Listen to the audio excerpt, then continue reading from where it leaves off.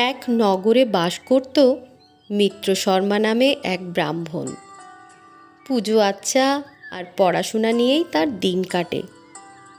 এক মাঘ মাসের ঠান্ডার দিনে সে ভিন গাঁয়ে গেল এক যজমানের বাড়ি। যজমান ব্রাহ্মণকে খুবই আদর যত্ন করল। অবস্থাপন্ন মানুষ সে। মিত্র শর্মা তাকে বলল, বাবা, সামনের অমাবস্যাতেই একটা যজ্ঞ করার মানস করেছি। আমাকে যে একটা মোটাসোটা পাঁঠা দিতে হবে। যজমান তখনই তার খোঁয়ার থেকে নিজে হাতে বেছে একটা হৃষ্টপুষ্ট পাঁঠা এনে দিল। মিত্র শর্মা খুশি হয়ে বলল, বেঁচে থাকো বাবা, তোমার কল্যাণ হোক। আমার বড় দায় তুমি মিটিয়েছ। পাঁঠাটা ছিল খুবই চঞ্চল, এদিক সেদিক পালিয়ে যাবার চেষ্টা করছিল। তাই দেখে মিত্র শর্মা সেটাকে কাঁধে তুলে নিল। তারপর যজমানের কাছে বিদায় নিয়ে বাড়ির পথে রওনা হলো। কিছুটা পথ যেতেই তার সঙ্গে দেখা হয়ে গেল তিন ধূর্তের।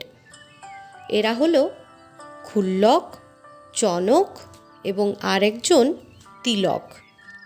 তিনজনেরই রোগাটে শৃঙ্গে চেহারা, কিন্তু মাথায় দুষ্টবুদ্ধি এক্কেবারে ঠাসা। লোক ঠকিয়ে বেড়ানোই তাদের কাজ।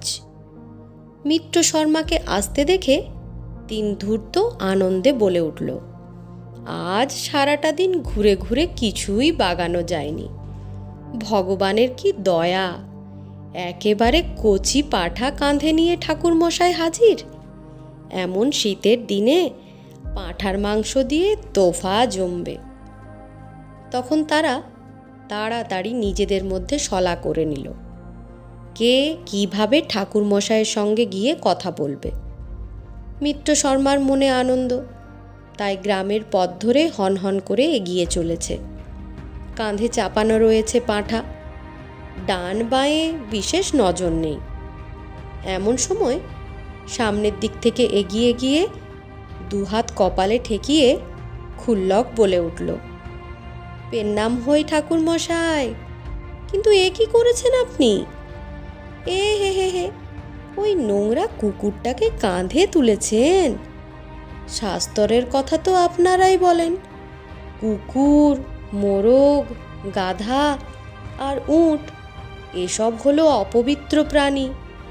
আর কি না আপনি নিজেই? লোকে দেখলে নিন্দে করবে যে ঠাকুর মশাই। শুনে মিত্র শর্মা থতমত খেল। পরে সামলে নিয়ে চটে উঠে বলল, তুমি কি চোখের মাথা খেয়েছো নাকি? যজ্ঞ করব বলে যজমান বাড়ি থেকে পাঁঠা নিয়ে চলেছি, আর তুমি বলছো কুকুর। ছি ছি, গুরুজনদের সঙ্গে এমন রসিকতা ভালো নয় বাপু। ক্ষুল্লক আধ হাত জিভ কেটে দুহাত কানে ঠেকিয়ে লজ্জিত গলায় বলল, ক্ষমা করবেন ঠাকুরমশাই, বড্ড ভুল হয়ে গেছে। হঠাৎ দেখে ঠিক বুঝতে পারিনি তো। লোকটার দিকে কট মট করে তাকিয়ে মিত্র শর্মা আবার নিজের পথ ধরল। খানিক দূর যেতেই এবারে দেখা হয়ে গেল চনকের সঙ্গে। পথের ধারে সরে গিয়ে সে নত হয়ে পেন্নাম জানালো মিত্র শর্মাকে। তারপর তার কাঁধের দিকে তাকিয়ে চোখ বড় বড় করে দাঁড়িয়ে রইল। লোকটার রকম সকম দেখে মনে কেমন খটকা লাগলো মিত্র শর্মার। তার মনে হলো শৃঙ্গে লোকটা যেন কিছু বলতে চায়। মিত্র শর্মার কাঁধের পাঁঠাটার দিকে চোখ রেখে চনক হঠাৎ বলে উঠল, হায় হায়, এ কি করেছেন ঠাকুরমশাই?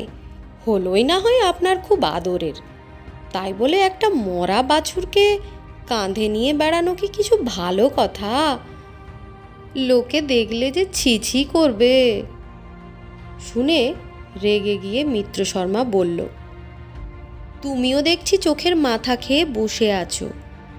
ছাগলকে বলছো মরা বাছুর? যাও যাও, নিজের কাজে যাও। বলে সে আর একদণ্ড দাঁড়ালো না, লম্বা লম্বা পা ফেলে এগিয়ে চলল। কিন্তু মনের ভেতরে কেমন খচখচ করতে লাগলো। চলতে চলতেই আর চোখে ঘাড়ের প্রাণীটাকে দেখে নিল। তার মুখটা পাঁঠার মতো না বাছুরের মতো।